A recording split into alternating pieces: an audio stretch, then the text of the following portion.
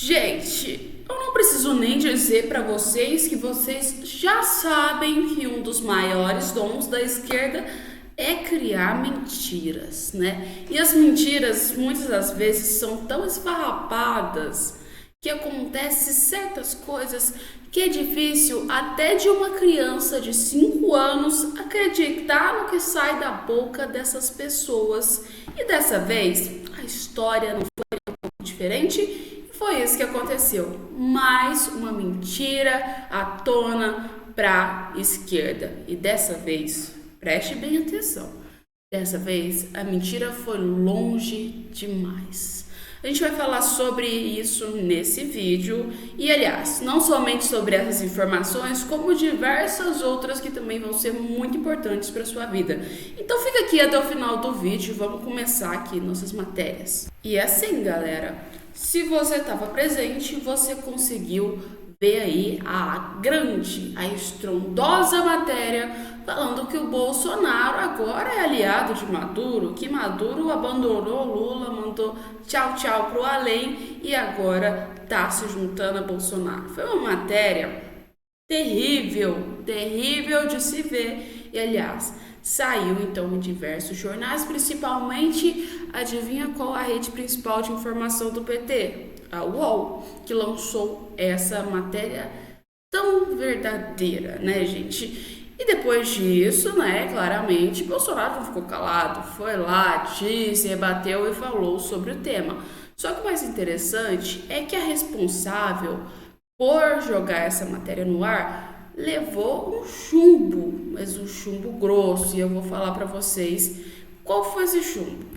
E, aliás, esse chumbo que vocês estão vendo aí não foi só por causa do caso do Bolsonaro, não, tá? Comparando ao Maduro. Foi por diversos outros temas, tá? E entraram no embate, no caso, a jornalista Raquel Landim e também aí quem entrou no meio dessa briga foi Marina Helena, que no caso aí é candidata à prefeitura de São Paulo pelo Partido Novo, tá, gente?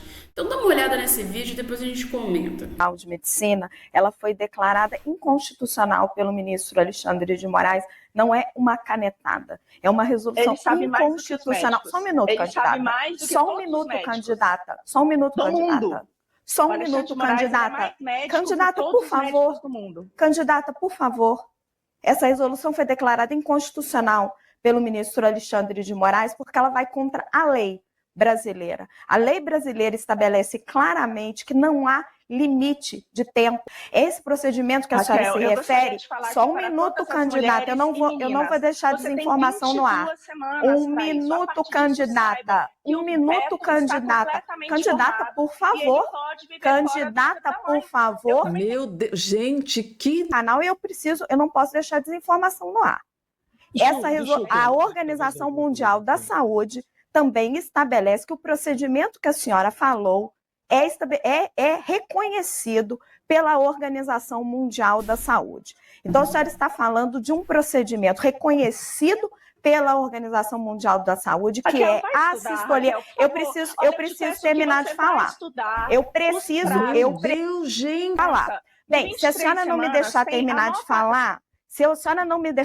de falar, para estabelecer os fatos, a gente não vai conseguir terminar essa entrevista. Reconhecido pela Organização Mundial da Saúde que o ministro Alexandre de Moraes,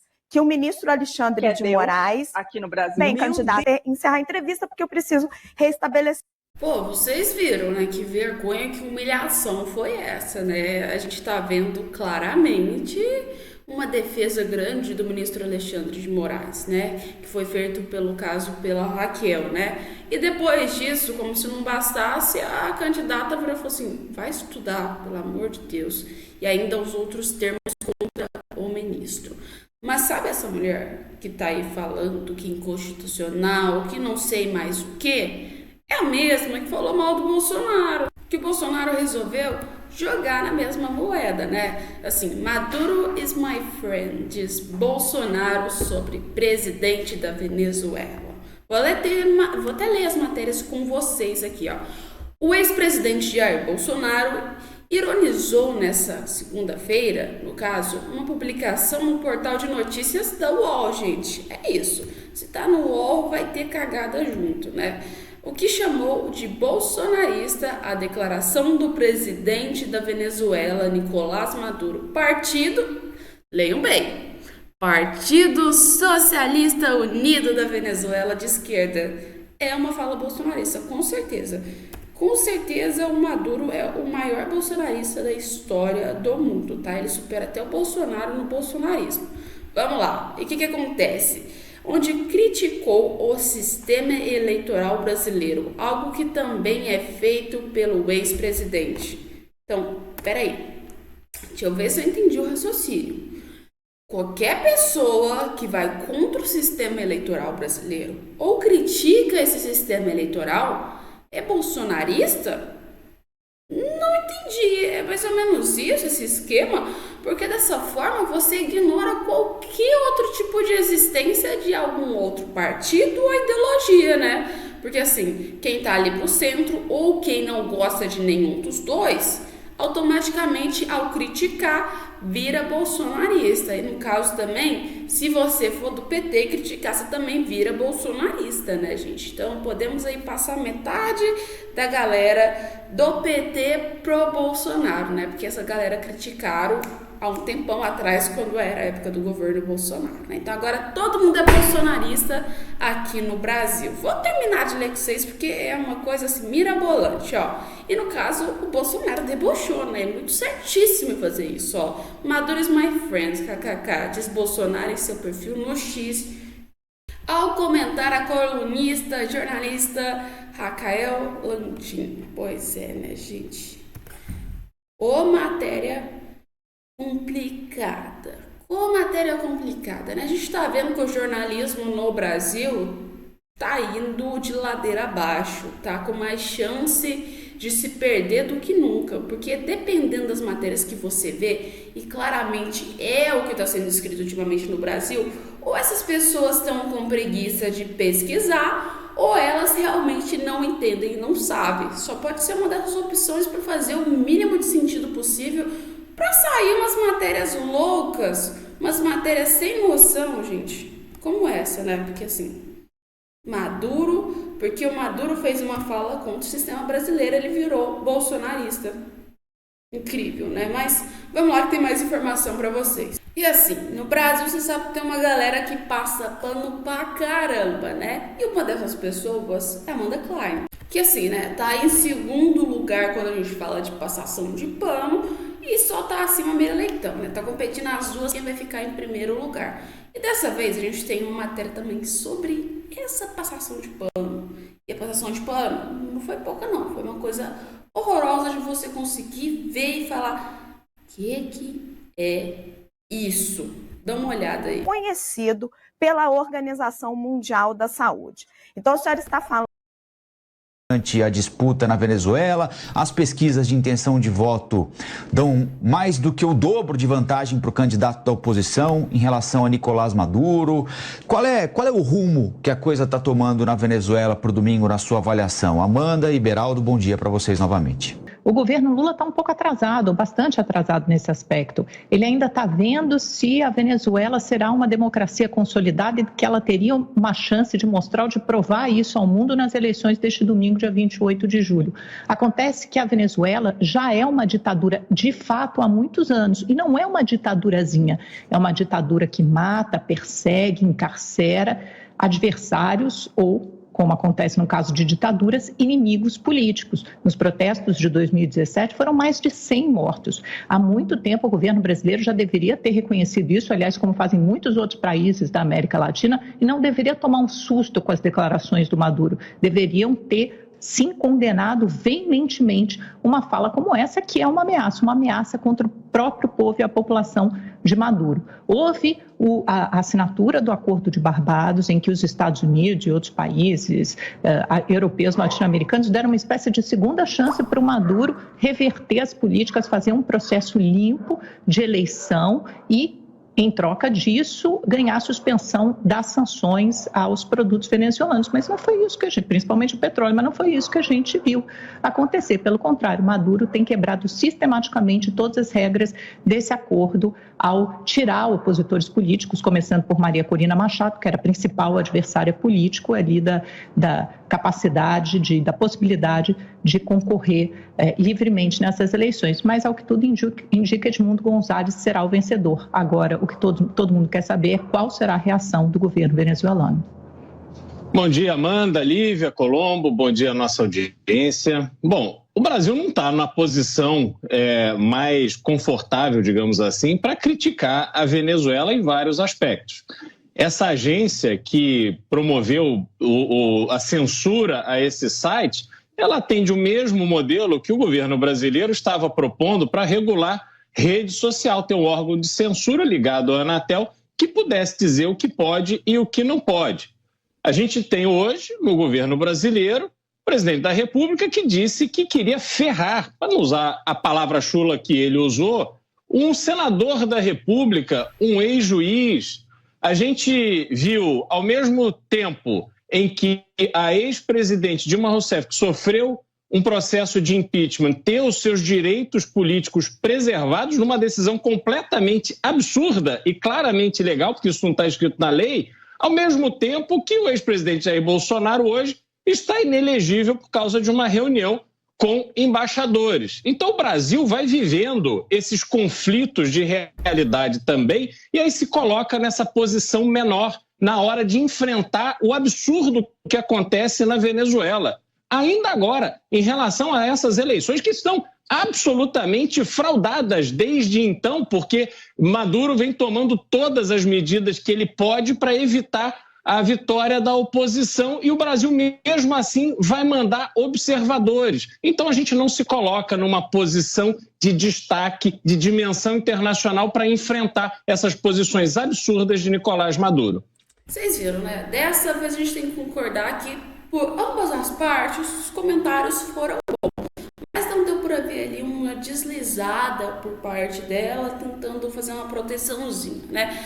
Mas, assim, dessa vez a gente pode dizer que o comentário não foi um dos piores que a gente já viu na história, né, gente? Mas põe nos comentários qual foi o pior comentário que você já viu saindo dela, né? E assim, as eleições da Venezuela estão prestes a começar, estão chegando por tona e cada vez mais a gente tem aí mais riscos de que uma eleição na Venezuela seja feita, mas não seja de uma forma democrática, que seja claramente uma, não sei se a gente pode dizer assim, mas uma ditadura, né, gente? Porque a perseguição contra opositores, o caos que vem com a Venezuela e tudo o que está acontecendo, para mim, democracia não é.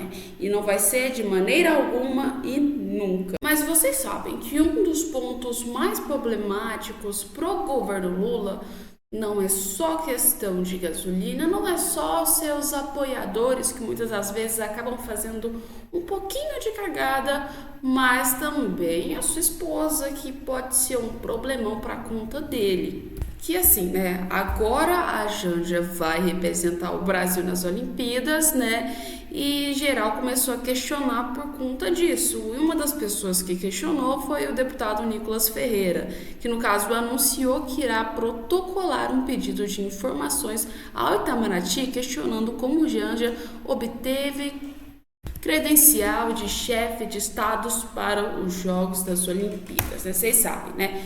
Quem tem que representar o Brasil nessas Olimpíadas seria o chefe de estado. E na ausência do chefe de estado, quem vai é o vice-presidente. E daí vai passando para gente que está nos cargos políticos, chegando então ao menor dos escalões. E assim, mesmo se passar para menor das pessoas para ir representar o Lula, a Janja, ela não está nessa fileira, porque ela é apenas a primeira-dama, ou seja, ela está nesse governo porque ela se casou com Lula, porque se não tivesse casado com Lula, ela não teria nada relacionado ao governo do PT, tá, gente?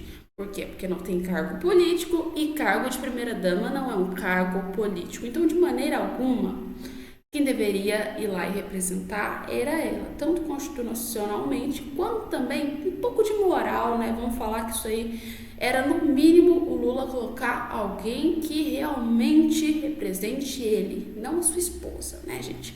E claramente agora a gente vai ver que vai ter investigações sobre isso, especificamente por um deputado, que é o Nicolas Ferreira, e posteriormente, eu acredito, por dessa iniciativa, outras pessoas também vão cobrar mais investigações e tentar entender o que aconteceu, o que passou na cabeça do Lula, né, de colocar a Janja. Acredito eu que já é uma preparação política pro lado da Janja, ou seja, se caso o Lula resolver largar e quiser colocar alguém para substituir, quem vai aí pro seu cargo político vai ser a Janja, tá? Mas aí é pro sistema eleitoral lá em 2026, tá, gente? E acredito que a ideia do Lula é tentar já infiltrar ela na política para ter aí uma grande chance de vitória, se caso ele tiver que substituir alguém no PT, vai ser ela. E assim, galera, trazendo o tema para vocês, vou trazer um vídeo também que você vai olhar junto comigo, vai se sentir indignado, vai chorar e vai falar por que eu tô no Brasil, né? E vamos dizer sobre a gasolina. É na capital federal. A Tayane Mello traz as últimas informações, o recorte, então, da capital, né, Tayane? Bom dia. Bom dia, Regina, Patrícia, todo mundo que está aqui com a gente. Olha, o preço aqui, vou usar uma gíria bem popular, tá salgado, o preço tá caro, tá variando aí de R$ 5,89, R$ 5,99, R$ 6, tá chegando até a R$ 6,10. R$ 6,10. Então, o pessoal aqui está tendo dificuldade para abastecer, e não somente na região central aqui de Brasília, que a gente chama de região do plano piloto, né, que é composta pela Asa Norte, a Asa Sul, que ficam mais aqui perto do centro do poder, aqui do eixo monumental, que a gente chama, né, mas em todas as outras regiões do DF que ficam mais distantes aqui do centro. Apoiando, e até para entender agora, a gente vai para o Acre falar com esse Mário Carvalho para saber como é que tá por aí esse Mário. Tá salgado também? Muito salgado. Regina, bom dia a você, bom dia a Patrícia. Aqui no Acre, o preço médio do litro da gasolina está acima de R$ 7. Nos postos de combustíveis aqui da capital, o valor do litro da gasolina aditivada varia de R$ 7,16 a R$ 7,90. No interior do estado, principalmente nos municípios mais isolados, o valor é ainda maior. Em Santa Rosa do Purus, o litro da gasolina comum custa R$ 8,60. Já em Porto Walter, outra cidade isolada, o valor do litro da gasolina aditivada é de R$ 9,90. Essa semana a gente trouxe informação, prenderam com o aumento repentino da gasolina, de um valor muito considerável. Conta pra gente a situação por aí. Um aumento de 60 centavos. Bom dia a você, a todos que acompanham a nossa programação. A gasolina antes, preço praticado a R$ 6,29, está a R$ 6,89. Isso se a gente for comparar com os municípios do interior. E vocês viram, a maioria das matérias colocam que o preço da gasolina está mais ou menos em 6 e pouquinho. Mas a tendência é que os números subam a cada dia, ou seja, o que está publicado numa matéria, quando chega na prática real, normalmente esse preço já subiu. Vocês viram? As matérias falaram que antes estava aí a 6 e pouco, né? E o Lula falando que a gasolina estava quase R$4. Ou seja, agora está quanto, galera? Pois é, em principais polos, R$7. Muita grana. Você soma e soma e soma, você vai gastar muito dinheiro com gasolina. É igual eu disse para vocês no último vídeo. Tá compensando no Brasil você fazer uma economia e comprar um carro elétrico para você não gastar com gasolina, porque a gasolina tá tão cara que dá para você comprar 2 carros pagando aí, né, o seu litro na gasolina. Mas põe nos comentários aí. E vamos terminar a nossa fala com uma polêmica de assassinato.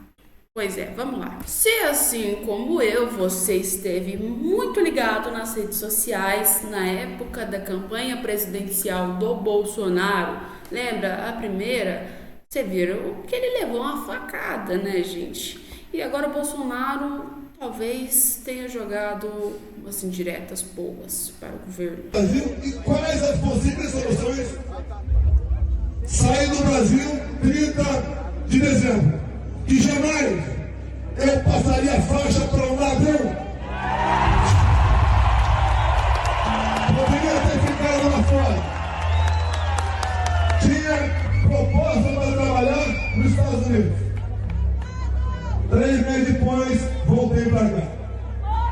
E deixo claro, já que vocês estão acompanhando nas redes sociais o que aconteceu naquela tentativa de assassinato de Donald Trump, porque o serviço secreto foi tão inteligente. O meu caso, quando eu voltei para o Brasil, pela presidência, eu tinha direito a 2 carros. Lula pessoalmente me tirou os 2 carros blindados. Tenho direito a 8 funcionários. Os 4 que trabalhavam na minha segurança, por medidas cautelares, me tiraram os 4 que trabalhavam na minha segurança. Até o meu filho, o 02, ao tentar renovar o seu posto de arma, foi negado pela Polícia Federal. Eles querem facilitar. Eles não querem mais me prender. Eles querem que eu seja executado. Não posso pensar outra coisa. Mas tem uma coisa. O que acontece nos Estados Unidos nos últimos anos, como isso... Vocês viram, né, gente? Aí a fala do Bolsonaro, ele cita claramente, eles não querem, ou seja, que eles querem aí executar o Bolsonaro, segundo ele mesmo disse, tá, gente? E ele fala sobre essa tentativa e outros casos também que apoia a eleição nos Estados Unidos, principalmente de Donald Trump. Ou seja, vemos aí um apoio imenso da direita, tanto internacional como a direita nacional. E eu não vou nem falar dos países que apoiam isso, né? Como Javier Milei, da Argentina, e também até mesmo o próprio Bukele e também Donald Trump, que está prestes a entrar aí para ser presidente dos Estados Unidos. E o nosso vídeo a gente vai ficando aqui por hoje, vai ter mais vídeo aqui no nosso canal ainda hoje, então se você quer assistir, já assina aí o seu sininho de notificações e se inscreva, tá? Porque senão você vai perder nossos conteúdos tão queridos e feitos na base aí do ódio, né, gente? Porque na base do amor não tá dando muito certo apoiar, não, né? Porque só tem matéria ruim e cada vez mais a gente se decepciona cada vez, né? Mas põe nos comentários, você tá do lado do amor ou tá do lado do ódio? Põe aí.